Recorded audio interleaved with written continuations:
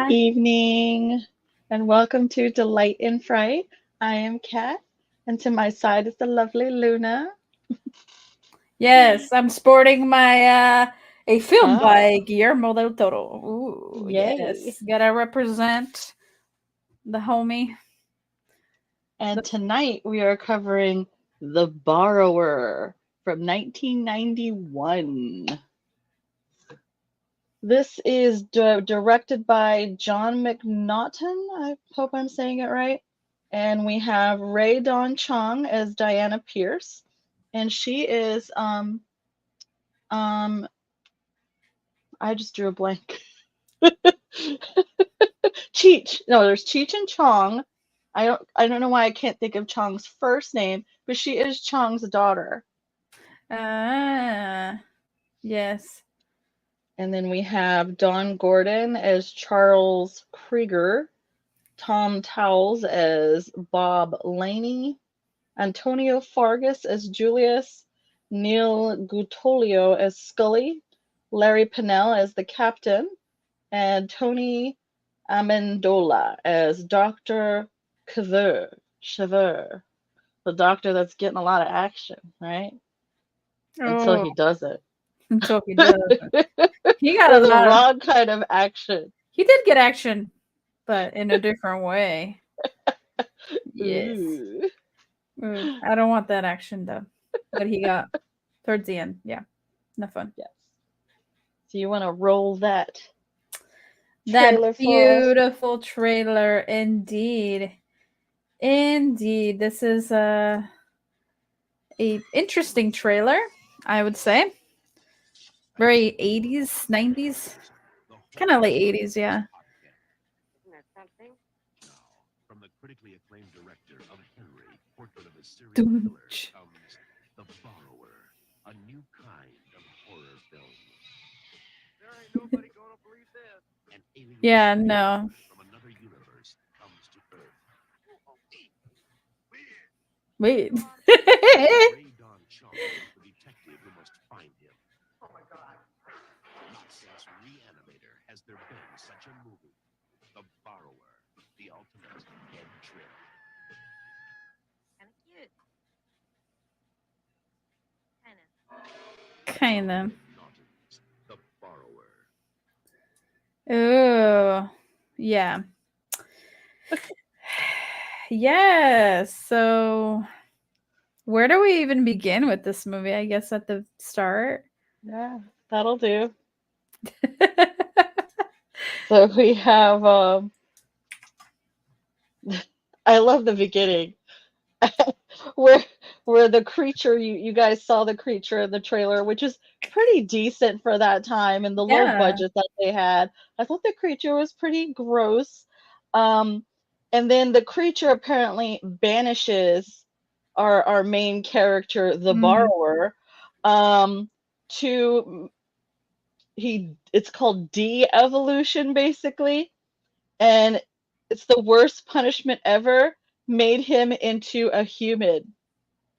Yeah. Yeah. Isn't that great? Worst punishment ever. You're a human. Yeah. Fuck. Anything but In that. in that alien society, there's no prisons, there's no anything. Being a human is your prison. Yeah. That's like, damn, that's saying something about us. It's like, ooh. That one hit, but at the same time, you look around and you're like, oh yeah, I can I, see I, why they I can it see it. tracks. Yeah, it does. It really does because some things that happen in the world are just too crazy and I'm like, yeah, they have a point. The aliens do have a point in that start sequence. But that's kind of a dick move too, to drop off their garbage on our planet to like fuck with us. Like, thanks for that, aliens. That's true. They could have left him in his alien form so we would have had something interesting to look at least, you know? But no, give him a human body that breaks every 5 minutes. Yeah, right? Ugh, And he needs a little head every time, a head replacement. yeah. That's that was the weirdest thing, man. That was the weirdest thing to me. I don't know. And what did you think when he switched heads and supposedly had the same body, but his skin didn't match what his skin was before? Yeah. So some of the skin tones matched a little bit, but then they did a good job covering that up because he was wearing this long sleeves and then you could only see like the hands a little bit and then parts of the neck. So I was like, dude, you're going to have to pick you know, head replacements that match your complexion or else it's going to be So, like crazy right, looking just like mismatched. Frankenstein. Yeah. So some good special effects though, with the hands and Yeah. the face like bubbling and everything. That was pretty Yeah, gnarly. and at that scene, at the beginning scene where, they come down from space and then the redneck guys are hunting or whatever, and then they see him like go like, like the face just starts expanding and shit. I thought at that scene that effect looked really good. It was all practical Yeah. and I really liked that, but I thought that maybe our environment was too toxic for the alien form and he couldn't survive here that long. But then, things occur afterward that you're like, oh, okay, you can Hmm. kind of survive. Well, the alien guy did warn him when he dropped him off. He said things that you do, um, you won't live forever, first of all. So I guess they live a very long time, or I don't know, forever or not. But the Mm-hmm. things that you do will have an impact on your body. Mm-hmm. So I don't know if, because remember he drank alcohol, they were like him with the homeless people shared like a beer and acting like they're getting all fucked up on one beer, like Yeah. really guys. And then after he drank that, he had another issue. And then after the rednecks, it was a father and son, they shot him. So Yeah. that's why, I guess that's how his body is being hurt or injured, of Yeah. course. But then it's later in the movie, like it's just balls to the wall, like just craziness. Like suddenly he has a dog head and he's just like running through the fence. His dad's just watering his lawn, minding his own business, and then he busts in with the neighbor's dog like on his head. That was great. Yeah. I don't know at towards the middle of it at first because you're like thinking, oh, the alcohol damaged it, so now he needs a head replacement for that. But things started happening where you're like, nothing's happening to you. Why do you constantly need a head replacement? Like, what is wrong with you? Why do you need, you know what I mean? Mhm. So that part didn't track very well because I'm like, there's no explanation as to why, but it was just supposed to be kooky. It wasn't supposed to be very well explained. It was just like, here you go. He's changing his head for no reason, and we can't explain it to you. You just gotta use your imagination. So Well, I think maybe like, as he deteriorated, he needed a new head faster and faster. That's just how I contemplated it in my crazy mind. yeah, yeah. I don't know what happened. I don't know what happened for him to do all that, but it was just insanely kooky. So what was your favorite part in this movie? So many. But my favorite part that just cracked me the fuck up was the dog head just busting through. And the chick, like that rocker chick, she was like badass. She's like, "Yeah, I got my shotgun. I'm gonna get you, sucker!" And she just blasted it. Well, all the dudes are like, I thought that Yes. was great. Yeah. The part that the part that kind of got me, like to be honest, is when it just goes balls to the wall and you cannot identify what this creature is going to do or whose head he's going to replace with next. He just takes the Dr. Cheever's head, right? Yeah, And yeah. then he gets smart. He realizes, oh, this dude is has a car out of nowhere. He went from not knowing how to drive and not knowing where he was, not even knowing basic English language. He went from using a few words that the humans taught him, like, yo, you're funny guy, and he's like, funny, and then he went from not knowing anything to all of a sudden he puts the head of the doctor, and all of a sudden he's like a genius. Like, he knows how to drive, he knows to put on the lab coat, he knows where the key is, he knows what a key is, and then he puts it in the ignition. He knows where the doctor lives. So I'm kind of wondering if he took, because the doctor's brain is obviously compared to a junkie that's living on the street that just drinks alcohol all day, probably has a fucked up brain from all the drugs and stuff and being on the street, compared to when he put on the head and the brain of the doctor, if that's why he went from like low IQ to very high IQ, doing everything and knowing where the doctor lived, knowing all of that.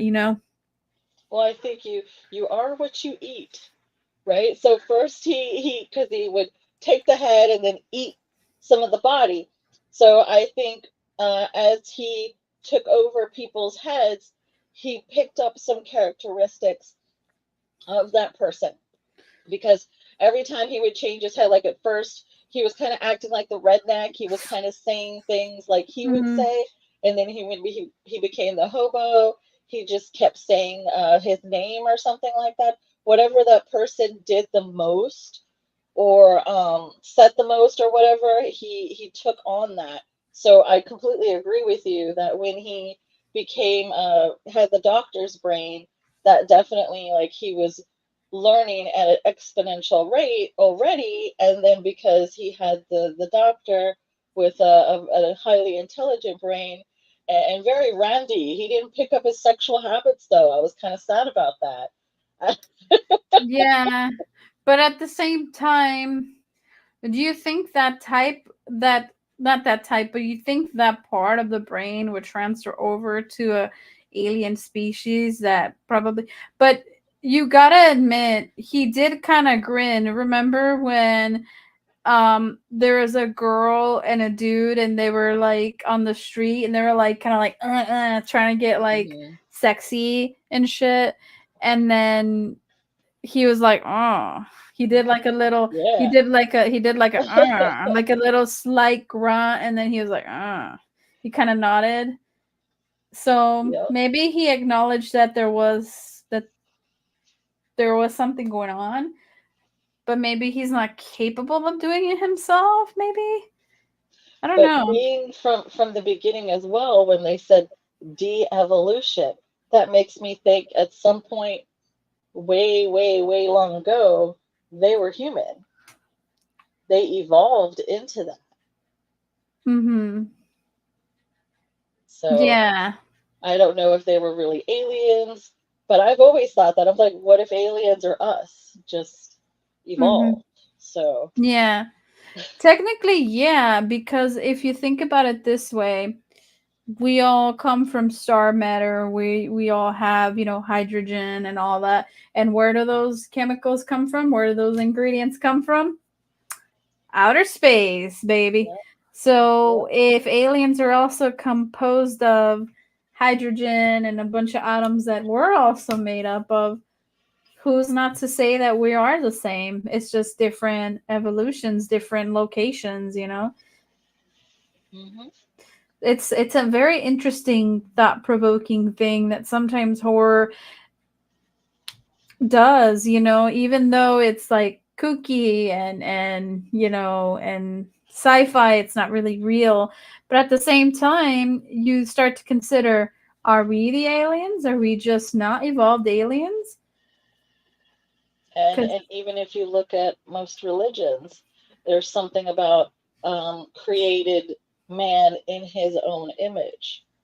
So if God is an alien, or us really evolved and created us in his image, then that's what, I think a lot of some religions can kind of be based on that, but just so taken away, and separated from the original situation. Or like people in the Stone Age, like what are they going to think when they see an alien? Like they're going to think it's a god, right? They're not going to know like how to associate that with, oh, it's a spaceship. You know what I mean?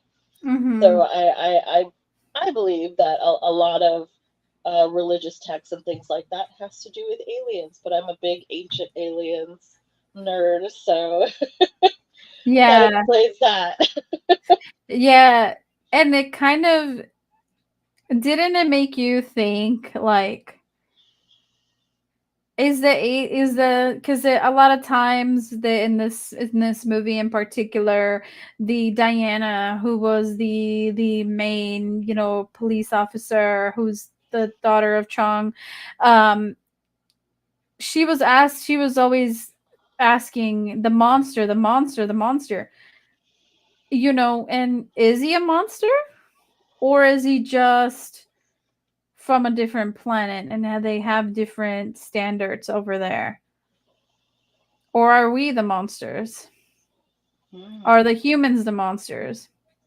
Yeah, I definitely think they were speaking about that as well with the guy she was chasing, Scully, the asshole criminal. That's like that's like what is it? We can play house. I'll bring my friend. His tongue. Bring his tongue. Okay, great. Yeah, see things like that where it's like who evolved, who didn't, where are we, what are we doing, what's going on? So it's interesting that they called it the borrower because he was borrowing heads, maybe not by asking to borrow them, he was just kind of taking them, but he would not return them back, so he was Yeah, definitely more of a thief than a borrower. yeah. But we're all on borrowed time now, aren't we? Dun dun dun. Yeah, he's borrowing their time, the Yeah, end of their yeah. time. So it makes sense. So who was your favorite character in this movie, Kat? Um, it's kind of a mashup between the rocker chick with the shotgun that was just ready for action and the main character, Diana Pierce. I mean, she's definitely a badass, and she's not dumb. Like she knew when the dude was creeping into her place. Even though her dog was extremely friendly with the criminal, I'm like talking to my dogs. I'm like, y'all don't fucking do that, all right? I know y'all ain't gonna sit there and just be cool, collected as he picks up the dog and he's like, hey, we put you outside. My dogs be going freaking crazy. They'd be going haywire. So it's like, what the hell? And then bam, she's got the gun under the sheets like a penis. Bam, bam. I thought that was great. Right between her legs. Boom. Yeah, that was good. Yeah, no, for real. What I will say too, did you notice that his neck, like his stitches, what before when he got the Julius's head and then before that Bob Laney's head, they were all kind of bloody and crazy and all stitched up all crazy. But when he had Dr. Cheever's head, it was like precise cuts. There wasn't as much blood. It was just like a little tiny sit Oh, line. nice. Did you I notice did that? not notice that. But Mhm. yeah, because he had the doctor's brain, he knew how to stitch himself better. Nice.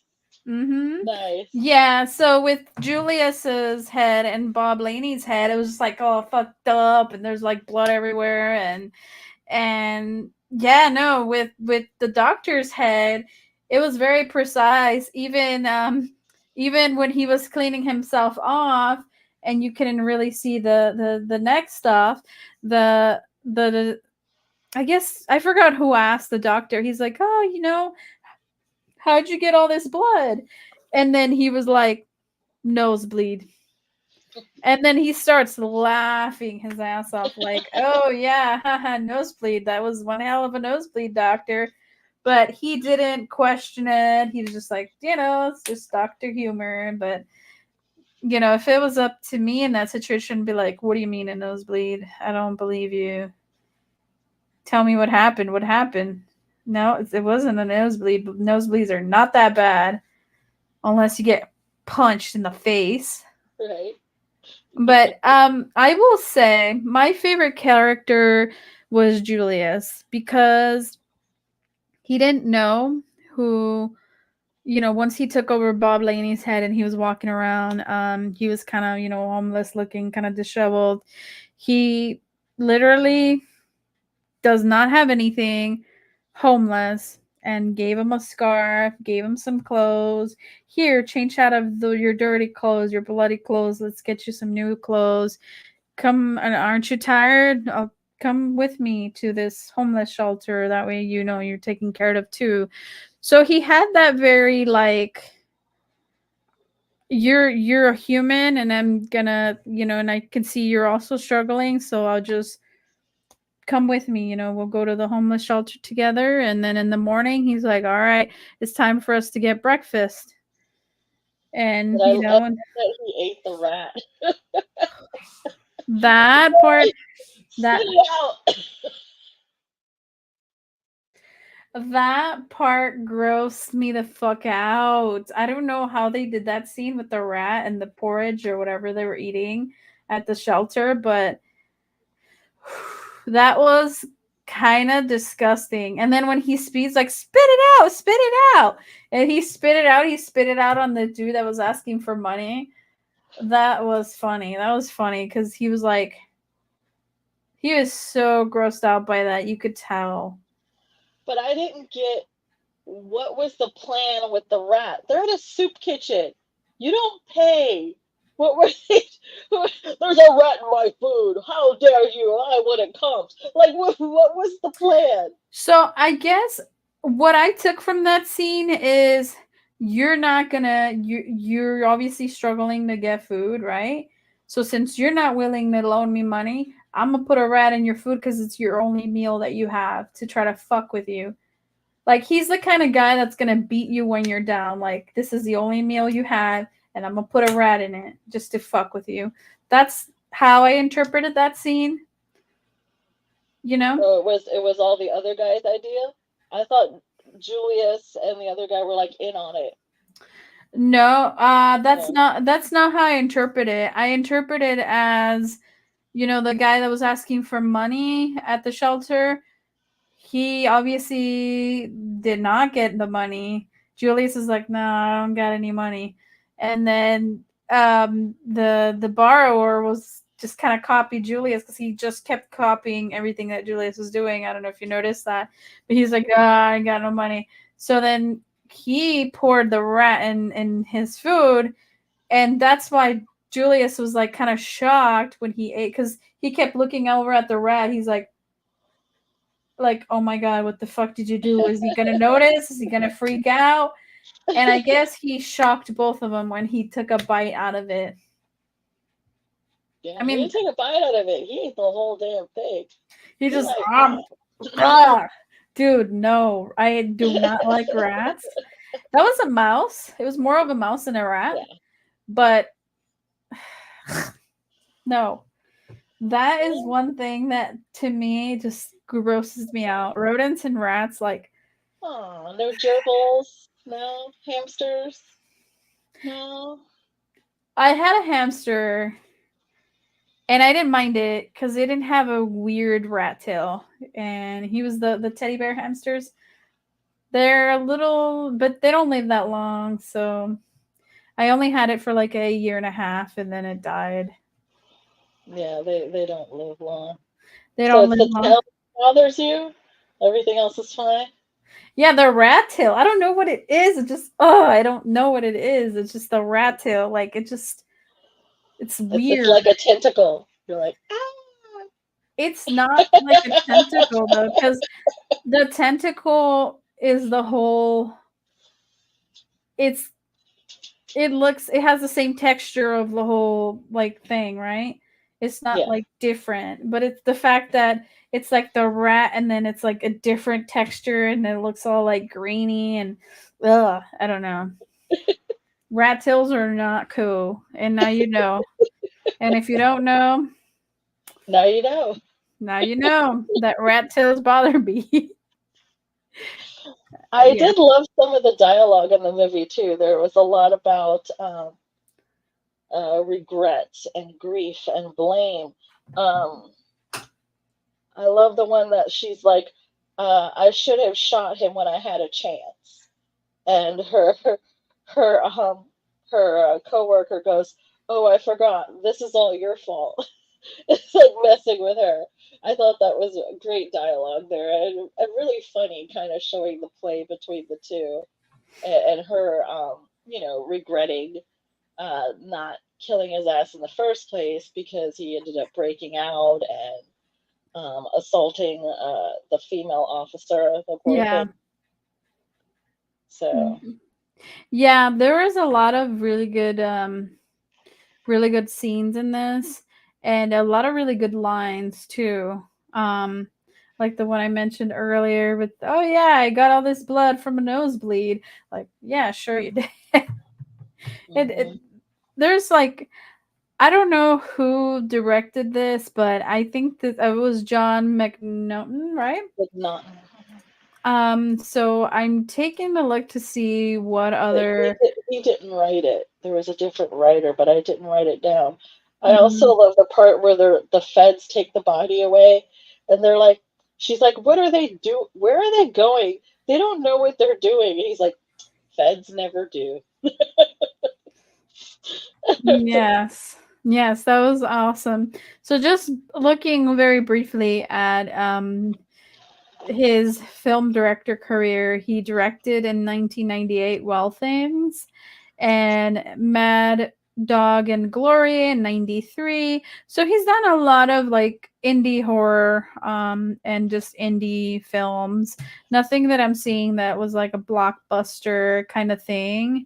But he did also do Fear in the Dark. It was the 1991 movie for horror that had like the documentary for Hellraiser, and it had it was like a documentary on horror films. It had Robert Bloch and a bunch of people from old school horror movies.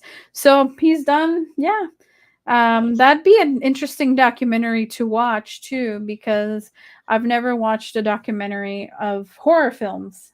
What? I got so many for you. Oh yeah, So many. nice. How do you think Yeah, I find out my movies? I watch like these documentaries and I'm like jotting down all the titles real quick. Like, hurry! Ah! you know those documentaries with the talking heads, and they would put those on at school when it was like raining or whatever. You'd be like, oh yeah, I just got used to those, and I'm like, documentaries are gonna be so boring. So I need to catch up and get on the good ones, if you know what I mean. Well, there's a In Search of Darkness. There's like three of them, and they're doing a '90s version. And then they Yeah. have a In Search of Tomorrow, which is sci-fi, all about great Mm, sci-fi movies. And we know sci-fi blends a lot into horror. yes, So it those are does. definitely some good ones for you to get started on, so you can kind of see, where you want to go within the horror genre and see, hey, I'm Yeah. more interested in this type of stuff or whatnot. Yeah, so apparently Fear in the Dark has Christopher Lee, Wes Craven, Clive Yeah, Baker, John Carpenter. So, whoa, I'm already like invested in this documentary. That'll be really fun to do sometime. So, nice. but going back to the borrower, Yeah, yeah, so Julius was probably my favorite character because I can relate to him. He just has that personality that I vibe with, the very caring, just very inclusive. And I try to live my life like that. This life is too short to be like, fuck you, go over there. Like, you know what I mean? It's like, yeah, exactly. come eat at my lunch table kind of thing. Mhm. So How I did you like like them. the music? I love the music. It was so 80s, but so Yes. fun. It reminded me of like Goblin from like Demons and Demons 2. It was very it was great. Like the music was pretty decent for the type of movie that it was. Yeah, for the type of movie that it was, it had great music. I don't know. It was cheesy, but there's like a bad cheesy where you're like, ugh. But Mhm. this was good cheesy, like dun, dun, dun. You were sitting there like, ooh, ooh, Yeah, ooh. I mean, you You're know vibing with it. they put a lot of heart into it. They You know, really they may did. not have had the money to put into it, but they put a lot of heart. Like even the titles at the beginning. That's an awesome font. Like I want that font. Right? That was a great font. Yeah.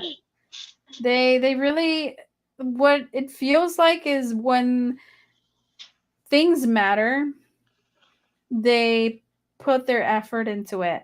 Like making the alien at the beginning, because that's going to set the tone for the whole movie. You're just sitting there looking at this alien guy, and behind is like a white freaking fluorescent light. You feel like you're fucking being abducted yourself.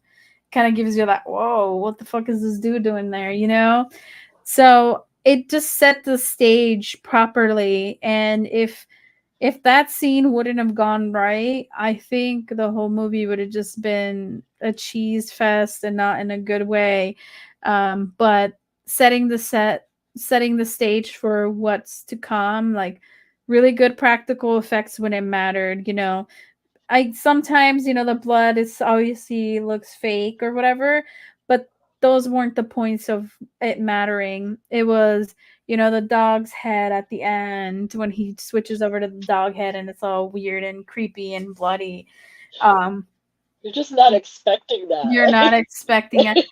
I had a gut feeling about it because I was like, don't, don't put his head, don't do that. Don't do that. You don't want his brain.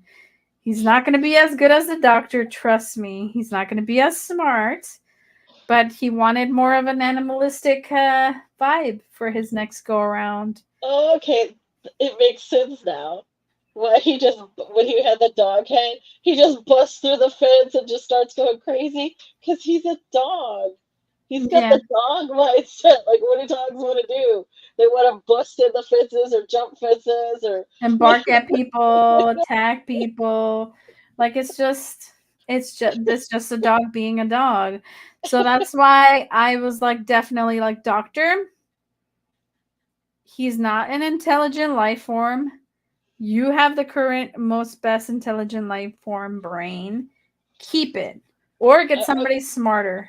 I wanted to see him though licking his balls as a dog. Yeah.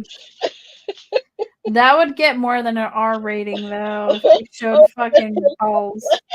like trying and like not being able to reach. Like yeah. Yeah, that would have been interesting, huh? What did you think about the ending?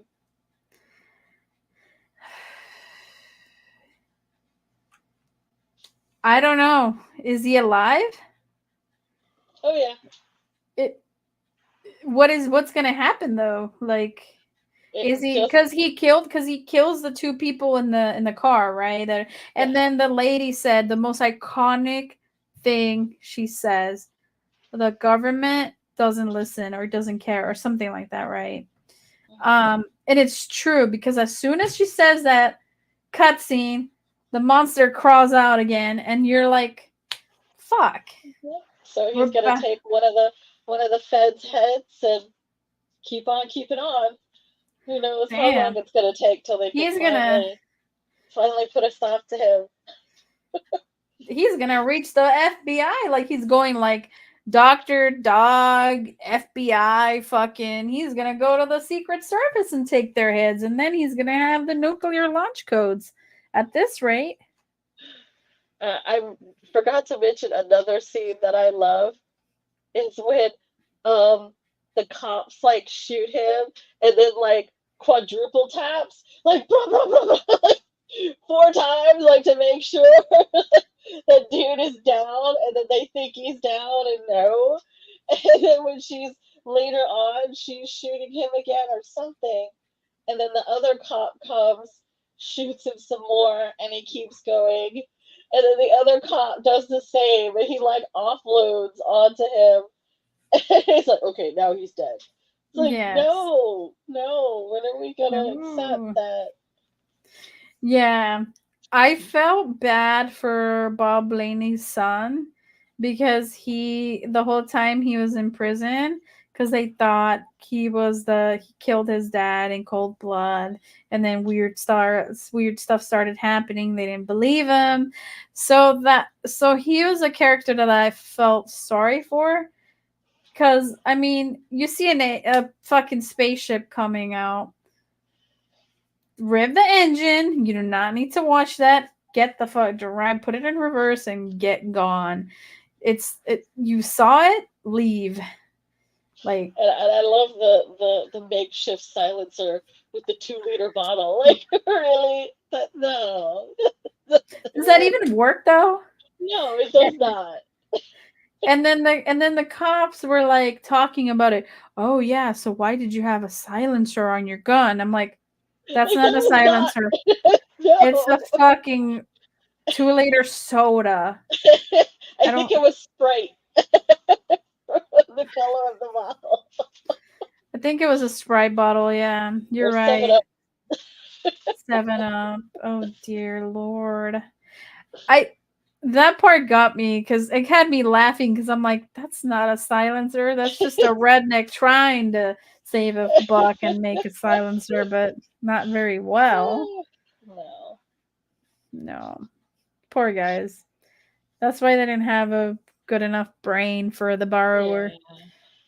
So, you And know. then, like, they see what happened to the freaking alien. And then they're like, let's take him home.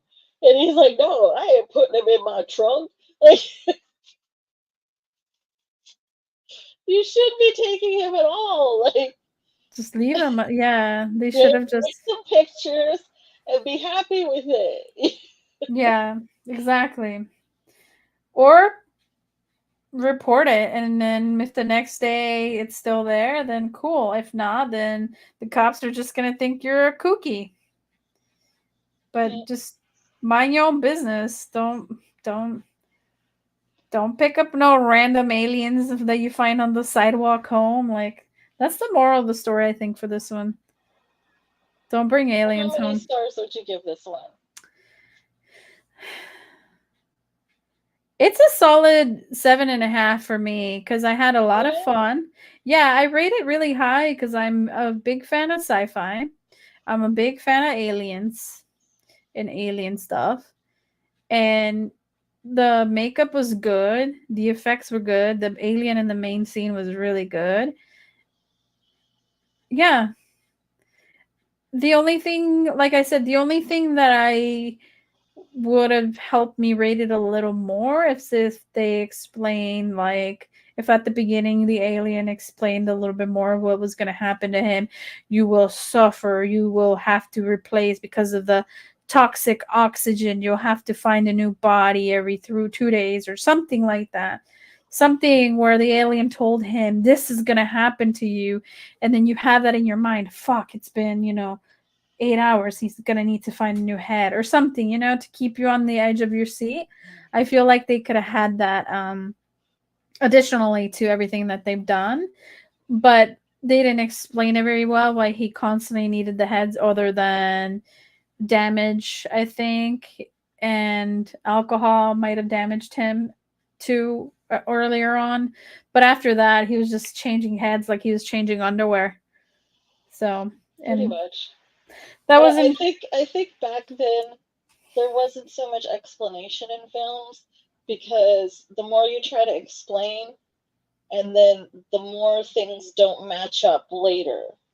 You know what I mean? Like, if you try to explain so much and in such detail, then something doesn't coincide with something else, or it doesn't match up later if they want to do sequels or things like that.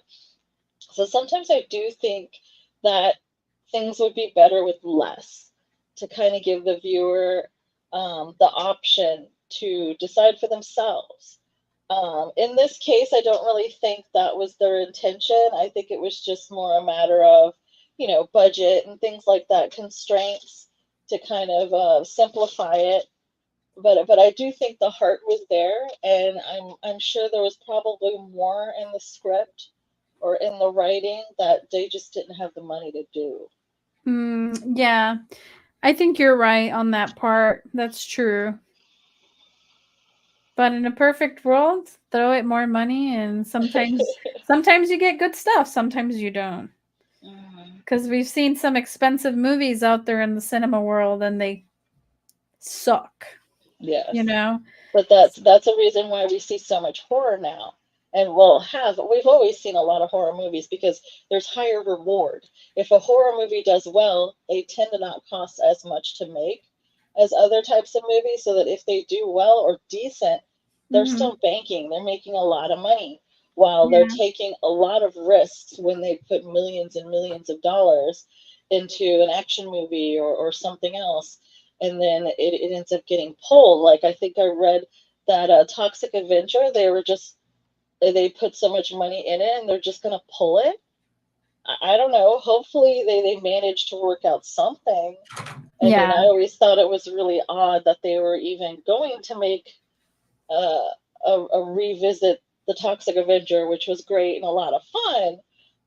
And I believe Daniel Radcliffe would be amazing, and the guy from Game of Thrones as well. I mean, I think it would be a lot of fun, but I don't know. Maybe we'll get to see it. Maybe we won't.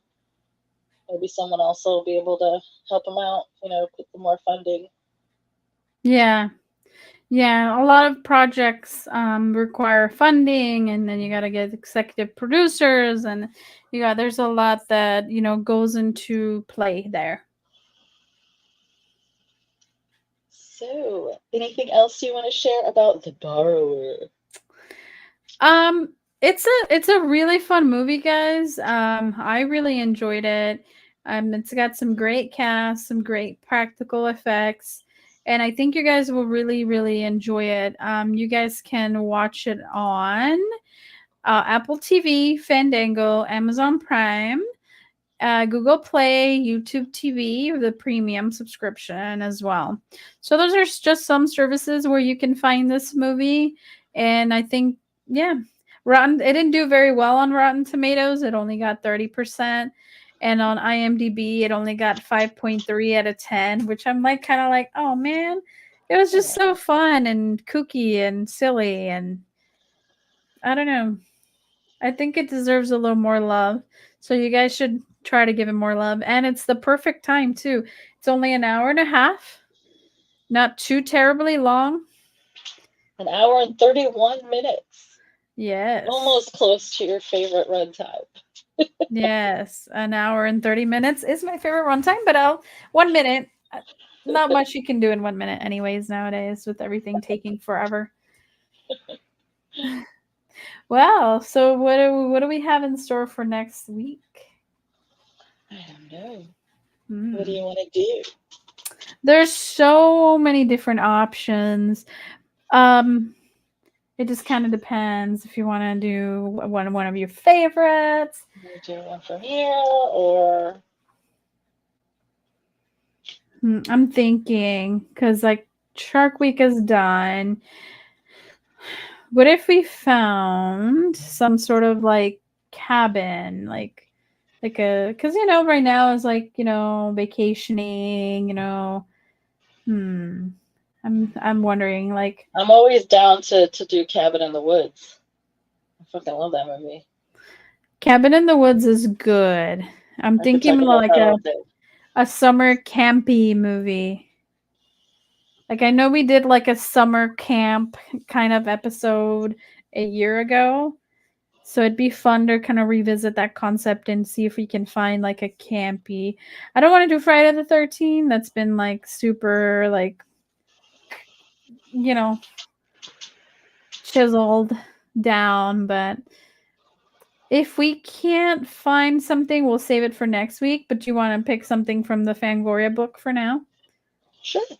And then maybe that's something that we can hit up our viewers in like a special episode in the future. We just got to find the right movie. Or if you guys have any suggestions, DM us on Instagram, Facebook, all the socials, and email too if you guys have a camping, like a campy horror to review for like a summer flick. I think that'd be fun to do. So, All right. So do you want me to flip through, or you're going to tell me to stop at some point, or you want to give me a number? let's do the number generator. Random. Let's do it. Okay.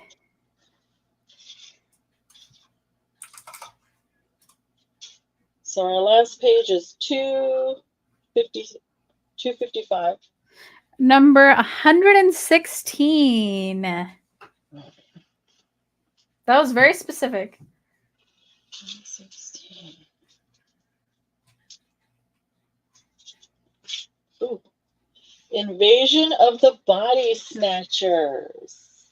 Ooh. 1978, the year I was born. Ooh. And 1978, huh? Mhm. Oh, it's got that scene, that very famous scene.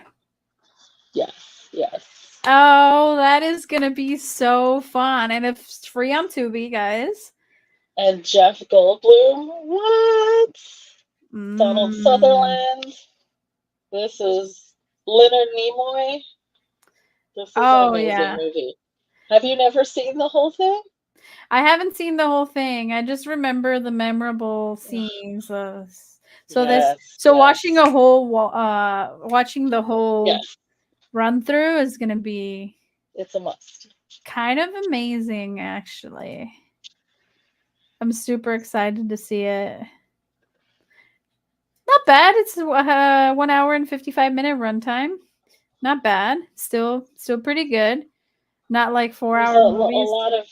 a lot of character development and things, but it's all Yeah. amazing. You're like, your nerves will be on edge. We are still on track to do sci-fi because this is a horror sci-fi.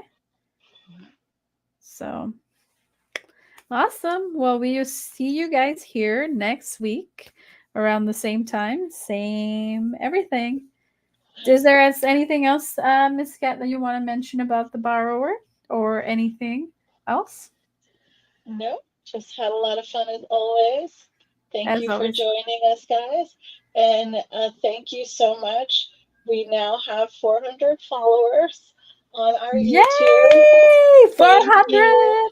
Thank you guys Yay! so much for helping us reach that milestone.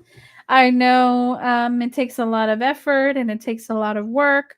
And I'm glad that you guys are here and watching us and just having fun with us. So thank you guys so much. Yay! So, all right. So we leave you like always. Cthulhu, bye. Cthulhu, bye. See you guys next week for the invasion of the body snatchers. Mwahaha. Yeah. We can do this now.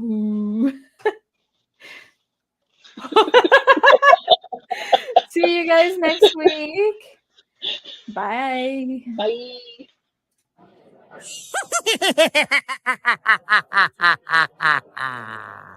Hello, boils and ghouls. It's your old pal, John Kassir, the voice of the Crypt Keeper. And I want to thank you for listening to Delight and Fright with your hosts, Luna and Cat, a podcast for outcasts.